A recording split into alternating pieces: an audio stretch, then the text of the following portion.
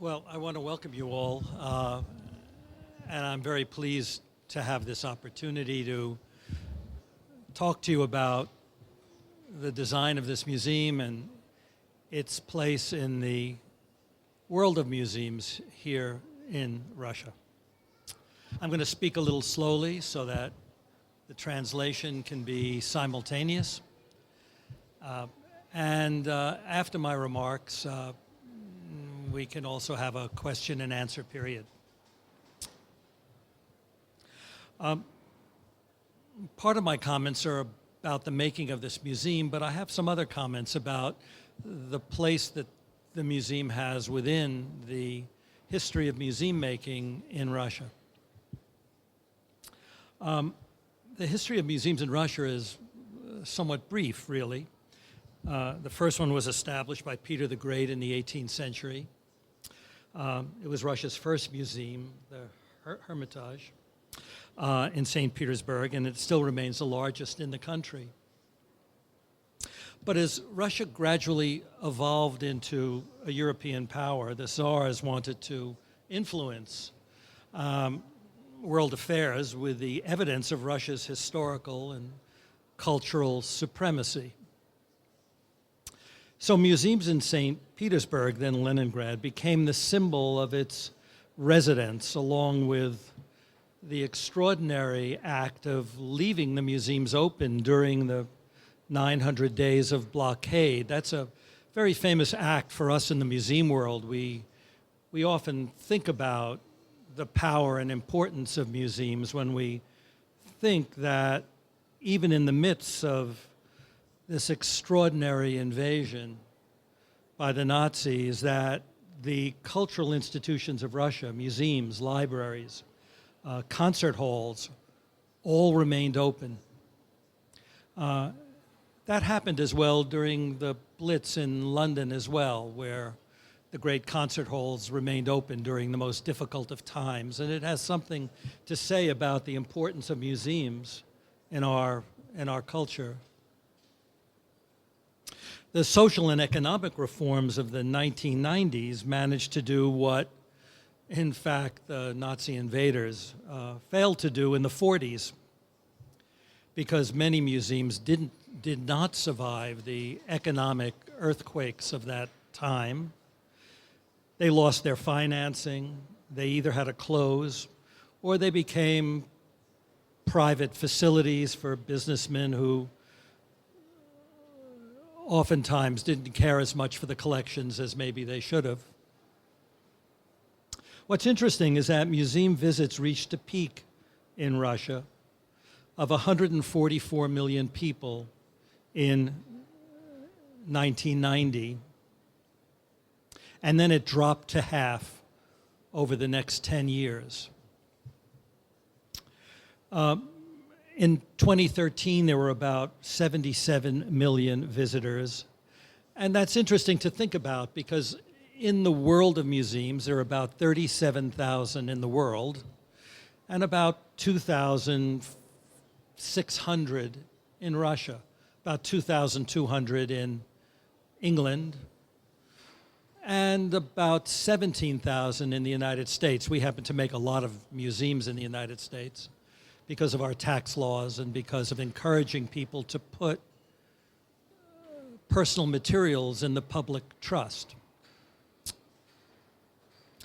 What's also interesting is that you have about 70,000 people who work in museums in Russia. And so for us in the museum world, we think as much about design as thinking about the museum sector as a cultural industry. And we think a lot about how do you take your cultural capital and how do you turn that into wealth for a nation. In the 1990s, the new wealth, the new Russians, as they've been called, at least outside of Russia, maybe here too, acquired museums and turned them into their own kinds of warehouses. And we now see almost a flowering of a new kind of longer-term thinking about museums, and they're being taken seriously, more seriously than ever before, as agents of society building. And I think the global museum movement is tied up in trying to understand how museums help build more civil societies. And I think with that sort of preamble, that was the thinking that went into the creation of this museum. It wasn't just to make a museum, it was to try to understand how this museum, a private museum, would fit within the full family of museums that live here. One of the ways that we think about museums is that we see them as phases of these rolling developments. Maybe the very first museums were in 3rd century Athens. And they were places where people would come and visit facilities that were filled with the work of the muses, theater, dance, collections, a way to talk to your philosopher, teachers. They were often outdoors and indoors. They often had water, stages for performance. They were agoras of encounter. But museums then went into this sort of very difficult phase where they were more private, especially during the Renaissance. In Western Europe, museums became the private homes and private facilities for the wealthy. And it's only been in the recent 50 or 100 years where museums have really blossomed. You have to forgive me for being a little academic in this conversation, but I think it's important to recognize the position of how museums have evolved, because this museum took a number of chances when it was first designed.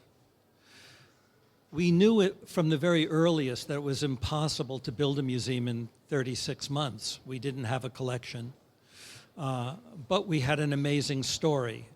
And maybe it's in the idea of narrative and story that we find the roots of modern museum making.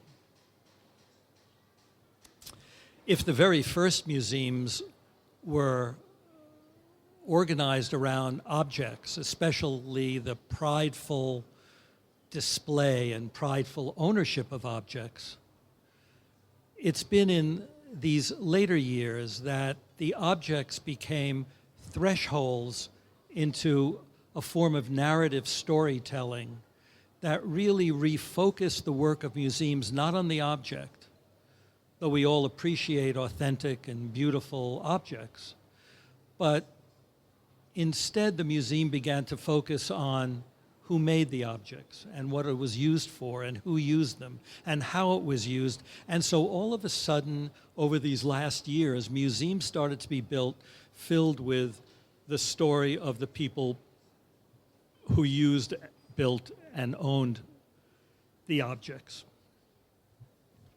That's a very different kind of museum experience. It's one that makes the visitor the most important component. And in fact, when you walk around this museum, some of the galleries don't even work unless you go over and do something or engage with it or make it work, or in fact, curate the information yourself by selecting from it and trying to have a lot of free choice as you engage. So that notion of engaging communities and focusing on what you wish to learn is the modern idea behind museums, because we all have in our pockets an enormous amount of capability to answer questions we may have. Museums don't have to be warehouses of knowledge, because the knowledge lives on your smartphone, it lives in your personal technology. And so museums can be a little freer to let you explore information and also get a sense of what it means to be part of a community. This notion of community is also a very important part of the modern museum. You'll notice as you walk through this museum, most of the exhibits are circular. Most of the exhibits require you to stand around them rather than face the wall to see them, so that you not only can see the information, but you're also seeing your fellow visitors, and you're also getting a sense of who else is with you in the museum, because museums in the modern era have become tools of community building. So part of the notion is to break down some of the traditional museological methodologies. Instead of not being able to touch things, you're encouraged to touch. Instead of being quiet, you're encouraged to speak to your family and your friends and your neighbors. Instead of watching information passively, you watch it with more engagement and activity. This isn't meant to say that all museums should go in this direction, but there are many museums that have wonderful collections of Judaica and wonderful collections of objects that relate to this story, but very few of those museums really get you involved in the biographies of the people who lived through the experiences. So the notion is the notion was, when it was first founded, was to introduce to the Russian museum community a new kind of museum, so that the new tools and techniques of communication could be utilized within the museum environment. Film, media, digital technology, interactive technology, participatory techniques. That vocabulary was meant to re-engage younger visitors with the museum. And when you walk around today, the diversity of audience in this museum is quite special and unique. The idea was that if we could demonstrate some new approaches, that all museums would benefit, that all ships would rise in the tide. Now, the notion was that the museum would be a public-facing museum. It would be a museum that really looked to the visitor to make it work, not by showing what it owned, but helping you, in a way, reveal what your interests are as you move through the exhibit. I've talked to people here, and almost every day the way the technology is used is different. People probe different maps, they look at different pieces of information, they tend to be interested by different biographies. There's over 40 biographies that have been created for the museum of people who have lived through the different periods of Russian history. And at the same time, we've also noticed that we've been training a new cadre of museum professionals, ones with a different set of skills, different set of social skills to engage with visitors, different set of technological skills to help this platform run. I call it a platform because we see the museums that we make as platforms. My practice has about 185 people that are distributed internationally, offices in China and in Germany and in London and here in Moscow. In Berlin is our newest office. And what we find is that museums are being used as communications platforms where exhibits are just one of the elements that make up the modern museum. What I mean by that is that museums have very aggressive programs, very aggressive educational programs, tours, printed products, digital products and websites. Museums are constantly pushing out information not just drawing visitors in to see what they have. And so museums end up creating a whole set of both formal and informal networks. They try to build community and they try to build groups.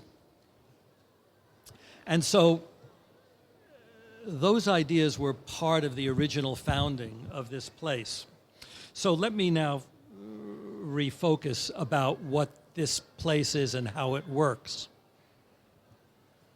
The one thing, of course, most people have talked about is the state-of-the-art technology that uses interactivity and a level of participation. Those are methods of communication that are maybe new to the art museum audience, but not that new to people who go to technology and science museums. But probably the most important outcome of the museum is to conclude the exhibit with a tolerance center, which was one of the most daring parts of the project. When it was first conceived, people felt that it would be very difficult to even translate the word tolerance in Russian. It was even a hard word to deal with. But the value of it has proved extraordinary for schools and for visitors. One of the things that I think surprised us all was recently there was a street event, a right-wing event that was published everywhere in the West, showing pictures of young Russians holding signs, young Russians against tolerance, as if there was something wrong with tolerance. It was a nationalistic march, but in fact, it was a message to us all how important the idea of what museums ultimately do for our societies, which is that they bring people together and they let you get inside the life and mind of people who are other than yourself, but yet who have shared your national journey. And to conclude this story with a tolerance center meant it became more than just a Jewish museum or a museum of Judaica, but in fact it became a museum about social and cultural history with the idea that it's about encouraging a positive form of social engagement.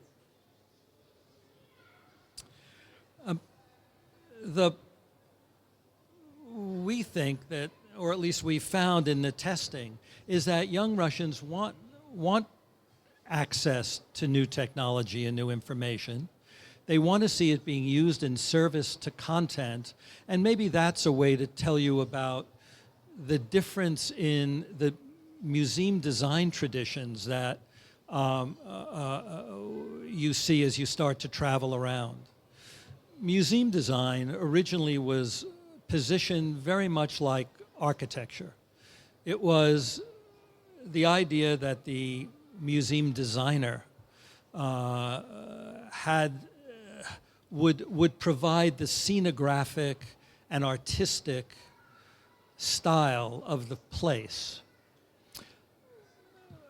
That is very much a European philosophy of the designer as the auteur, the designer as being the maker of the museum, in the same way that an architect would give a special shape to a building. But the modern museum movement is rooted in content as the driving mechanism to make a museum. In other words, museums aren't made from the outside in. They're really made from the inside out. They're made from the content, and the content leads you to the kinds of solutions that you actually see here. Because this project was done long before the design was done by working with international scholars who really created the content map that ultimately led the design effort.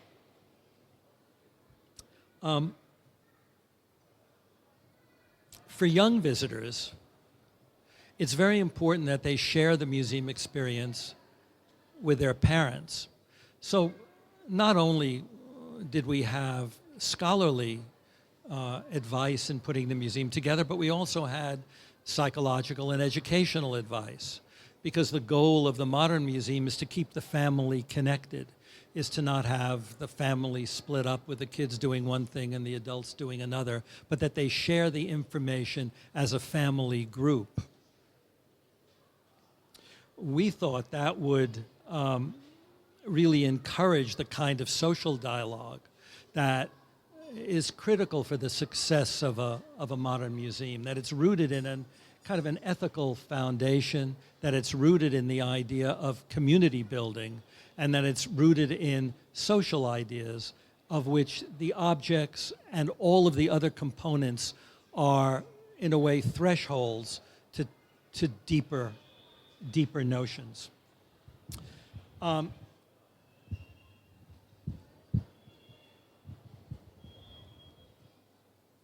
There is something else about the work of museums, and I want to talk about this as an area of physical endeavor. Most traditional museums have a set of rather humble jobs, because most traditional museums are engaged in the taking care of objects, of keeping them clean and conserved, of protected, of organized. But a museum like this is really a museum that lives in the world of communications more than in the world of the protection of objects. Almost everything in this museum is changeable, modifiable.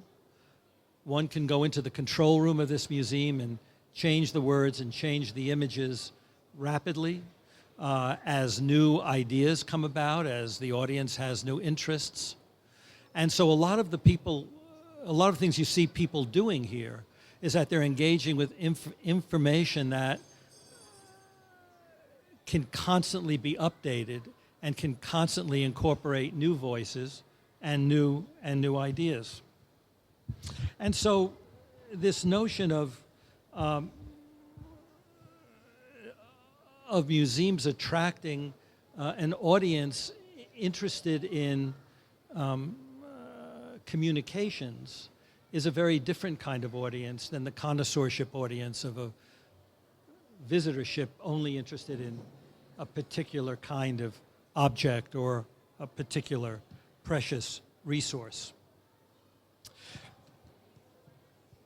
I know this has become somewhat of an academic conversation about the way museums are, but we who make them, we've built about 270 museums around the world. And you know, of all the world's museums, only about 12% are art museums. Most of the other museums are museums of social history and cultural history, of natural history, of physical science. They are museums about ideas, and in many ways, this is a museum about an idea. It's not just a museum about the flow of history and the people who participated in it, but it's what you get out of understanding the notion of cultural persistence, of how communities survive under good and bad times. And maybe the interesting and most interesting part of it is that Russia has encouraged the Jewish community to host their story as an example of the aspirations of a modern society that's multi-ethnic and highly diverse, and that needs to face issues that deal with others amongst us. I think maybe I'll stop and ask you if you have any questions, and maybe through the questions be able to talk about some other ideas.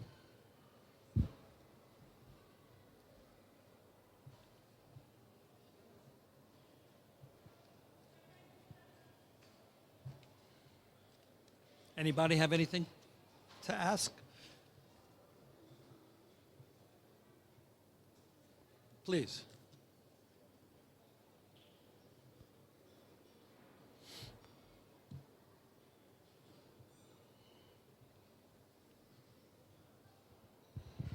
Раз. Добрый день.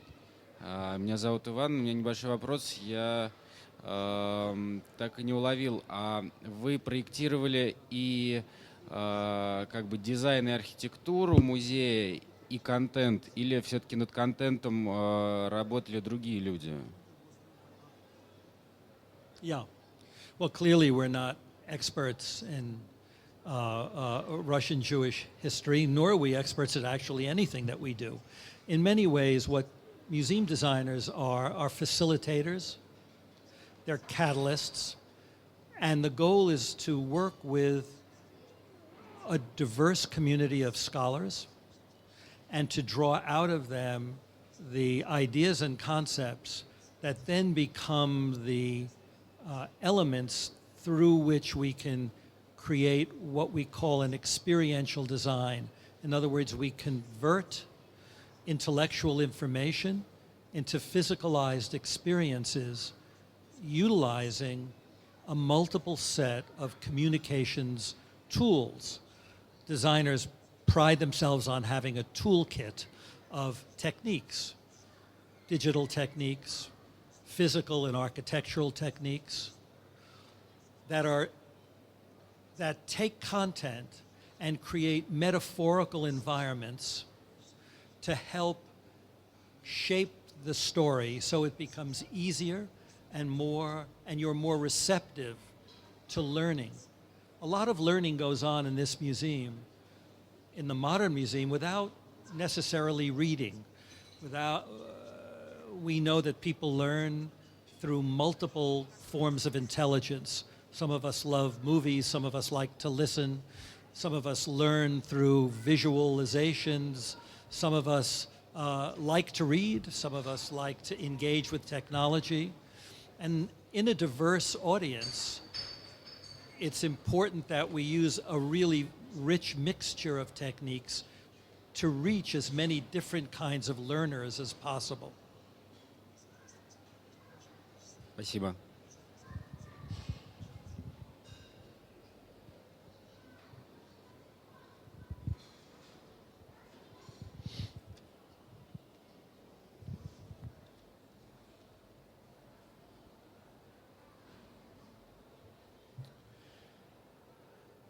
You know, maybe I should say a little more about the scholars who created the museum, not just the designers. In many ways, we are the hands of the scholars, not the leaders of the intellectual construct. Even an exhibit like the Great Patriotic War film had a multiple set of scholars, participants, government officials, witnesses to the events, historians, all of whom prepared this foundation of information out of which the film and the exhibits were created. We had an international advisory board made up of scholars from universities throughout Russia, Israel, United States, Western Europe, who contributed their ideas and who met on a steady basis over the 3 years, not only writing and preparing the briefs that created the exhibits, but creating a dialogue with us and with our clients so that we were at the forefront of contemporary Jewish and Russian scholarship. The notion is that if you want to take a proper place in the family of history museums, you need to be driven by scholarship and not driven by style or not driven by the ideas of designers. In fact, in many ways, I'm not sure any of the designers who worked on this could put their name on any one thing. It all grew in a collaborative effort. And the idea of modern museum making, that difference between the authorship, design director, and the modern museum is that modern museums tend to be more collaborative. Many people hold the brush. so to speak, in the making of a modern museum. Very different than conducting an orchestra, very different than directing a play. They are very collaborative processes. It's one of the reasons why a lot of young people after college find a lot of happiness in the museum world, because it's a kind of work that, even though you don't make a lot of money, you actually have this wonderful and very enriched kind of daily work, because you're talking to so many different people from so many different backgrounds who are all contributing to make these kinds of public experiences. I almost don't want to call it an exhibit, because when you think about exhibits, you think about, I don't know, a base with an object and a glass box over it. And it's better to think about it as a communications platform, as a way of reaching out with narratives into the greater society in these kinds of public community building experiences.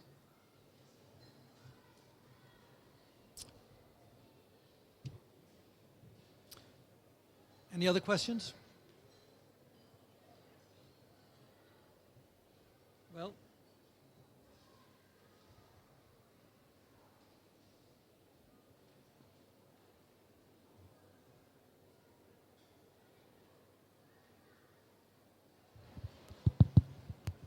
Добрый день. Меня зовут Денис. Не могли бы вы рассказать о том, какие работы сейчас ведутся, в каких странах, какое направление, тематика музея? И не планируете ли вы создание еще в России каких-либо музеев? Спасибо. yes, our current project in Russia is the Boris Yeltsin Presidential Library, which is a library devoted to the first president, and it's a way of beginning what we think will be a long line of museums on contemporary Russian history.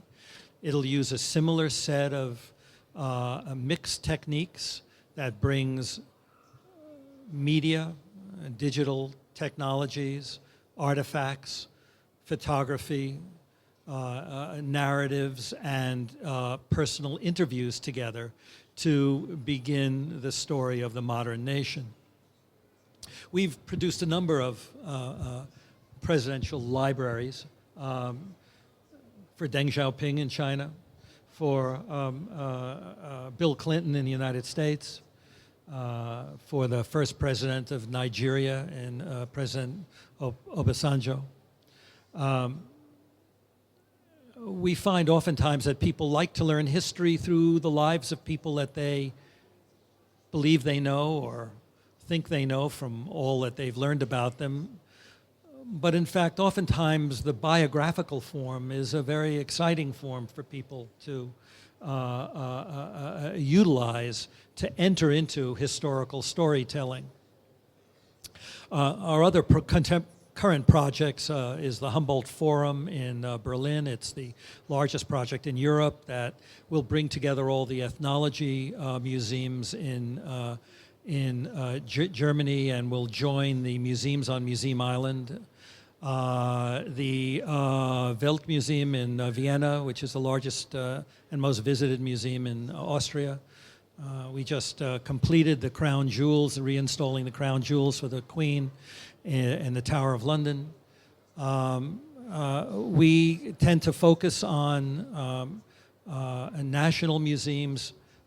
We focus on museums that have national stories with large artifact collections that have, in a way, gotten tired, I would say.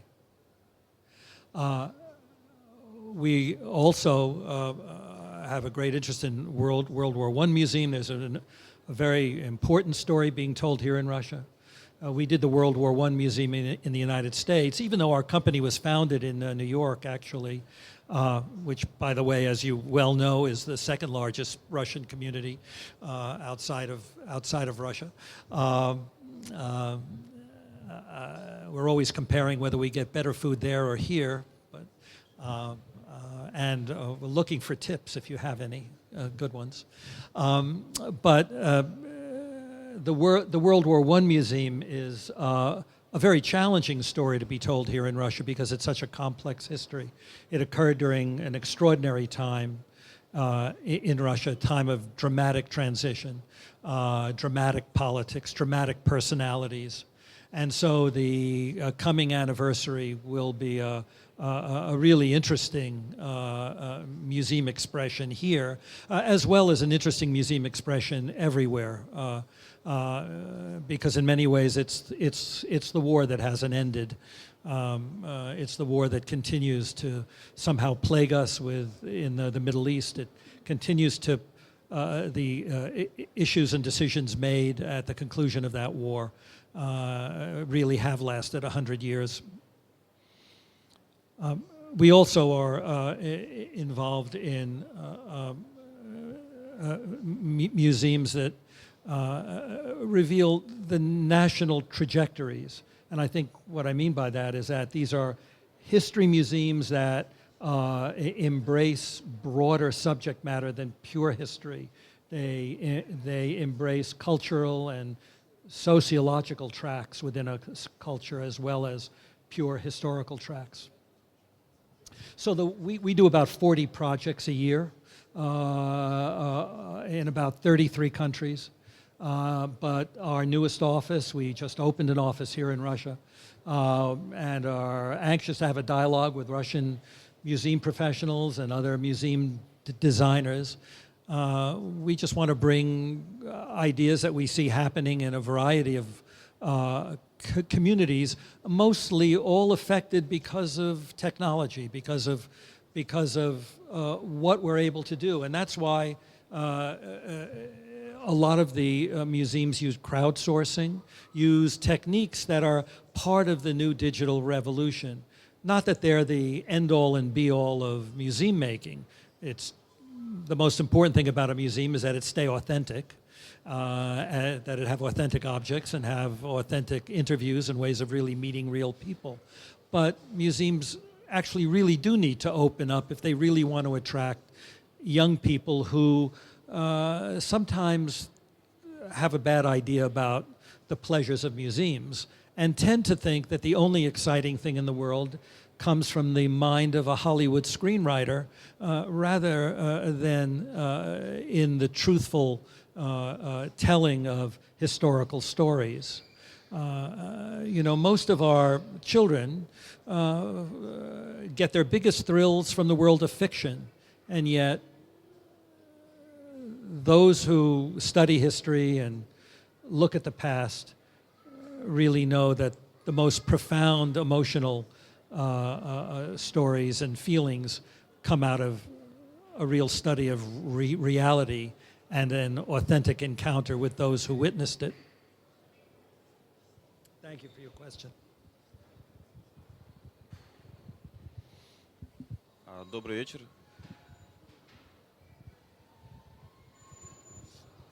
Хотел задать вопрос.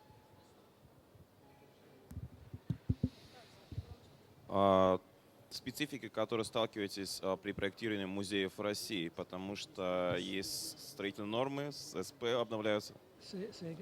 Строительные нормы и правила, грубо говоря, которые обновляются постоянно и вносят корректировки при проектировании. Спасибо. And the question is, I'm sorry? The question, do you see any specific features in Russia in designing museums? Are there any some rules in the usual construction people? The rules change every day, and construction people are mad at that. Yeah.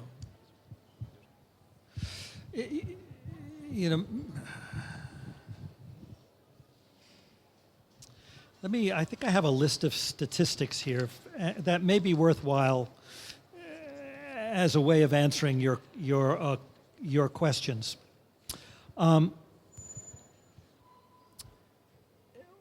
If you take this apart, if you take this project apart, because it really is a kit of parts, it was made up of multiple components, 10 large-scale films, 32 media interactives, 40 recorded histories, mechanical interactives, 200 objects from Eastern Europe and Germany and Russia, tank, an airplane, a tank that was found in a swamp that had to be cleaned, a building that wasn't prepared to be a museum, it was designed as a bus garage.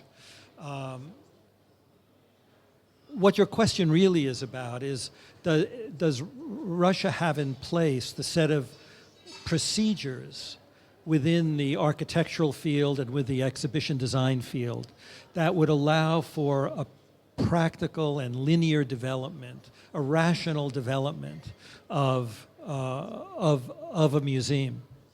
Museums function very much like hospitals. Their environments need an enormous amount of temperature stability, an enormous amount of filtration in the air to keep it dust-free. It needs to manage its relative humidity. It needs to have security systems. All of these invisible systems that this sort of environment lives in, that museums live in, require a set of procedures that are codified within architecture, but because of the dramatic changes in the society, oftentimes museums had to get created quickly, sometimes leaping over developmental procedures that are more standard in when one has the time and the pacing to follow all the developmental rules, the procedural rules. So if there's anything we see as being different, somehow in Russia there seems to be less time to do things than we would like, less time to dialogue with curators and scholars, less time to develop the educational programs, less time to maybe bring together the different disciplines that are necessary to make a modern to give a modern museum its proper foundation for a long and healthy life.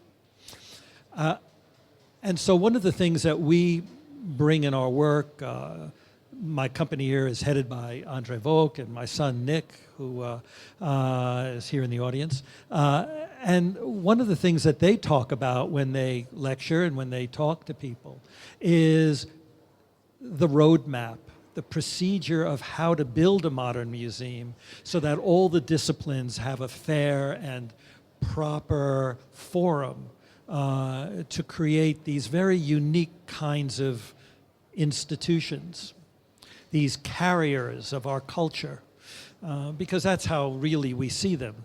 This is the place where museums are where we put on display what we cherish, what we wish to pass on to new generations, what we honor, and all of that, if it's to really live in perpetuity, requires a systematic and rational approach to development. It's not that you can't go fast, you can, but it's better to go a little slower, and it's better to go in a more considered fashion. We look towards the architectural profession, who over the years are, I mean, the other thing to say is that the Russian design professions and the Russian architectural professions are the greatest, actually. The foundation of modern design, of modern architecture, is rooted in Russia as much as anywhere else in the world. The way that Russia builds is profound and important. But in recent years, Russia has been moving quickly. And it's in that speed one can get into bad habits. And we would love to see that process. Once things quiet down a bit, we would like to see a much more procedural and a formal roadmap for the development of cultural institutions. Remember, your cultural institutions are at a dramatic, they're at both ends of the spectrum. You have some of the oldest, grandest collection-based museums that have no technology or a minimal amount of technology. You have some museums, like the Russian History Museum on the square, that's now introducing new interactivity and media. And you have museums like this that are exploring a whole different way of communicating story. We think all of that is going to become a rich and productive area for architecture and design, but more importantly, it'll become a wonderful new venue for Russian citizens who, well, you can't keep shopping and you can't keep going to movies. You need to do more and more, and museums are meant to have an equal role in this world of leisure time opportunities that modern Russia has begun to provide in its cities and in fact, throughout the country. Можно задать вопрос? Вы сейчас до сих пор работаете с Еврейским музеем или работаете над его улучшением как-то? И вопрос, интересует ли вас мнение посетителей? Как бы принимается ли в учет какие-то пожелания или какие-то идеи, которые могут возникнуть у посетителей этого музея?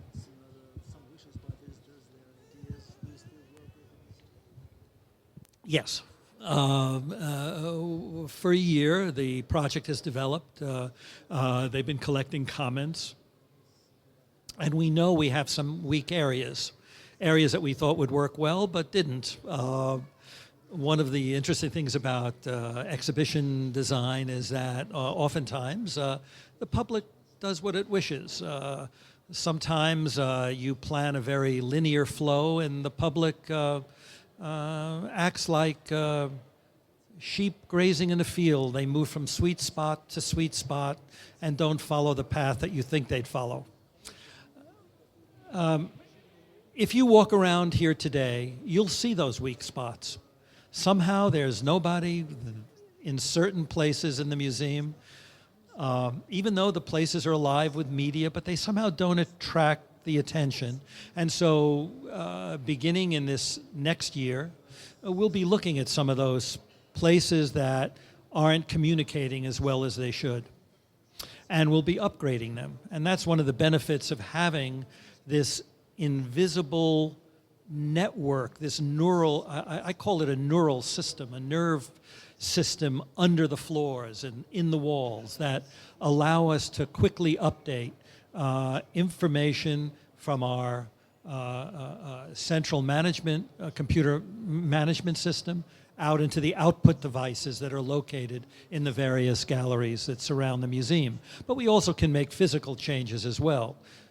When I describe the modern museum as being a kit of parts, that's very much how this was built. It all comes apart. It all can be unbolted. You don't see all the bolts, but it all can be taken and reconfigured to meet audience interest.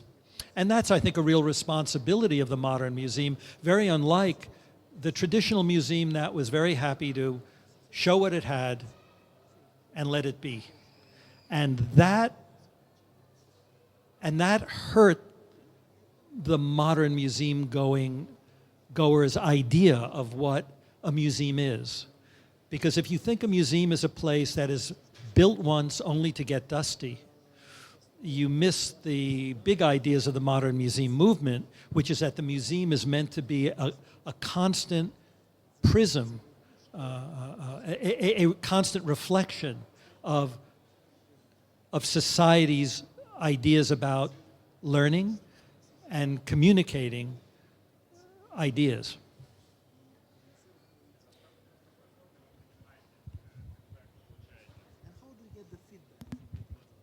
Скажите, пожалуйста, в какой форме вы получаете фидбэк или обратную связь? I think there's a number of mechanisms that I'm aware of, and there may be some others that I'm not. I haven't been here for a number of months, but we get feedback through letters and comments. We get feedbacks. If you've noticed, there's a lot of docents that move around the museums who engage with the public, and they immediately get a sense of what's functioning and what's not, what people are understanding and what's not, what's well written and what's not, through the questions that are asked.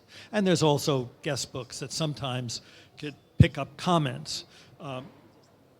I know there have been periods where we've actually done active studies where people walk around with a clipboard and take comments. Sometimes people don't know what's wrong. They think it's really them and not the museum. The truth is it's probably the museum. It's the museum's job to reach them, not them to reach the museum.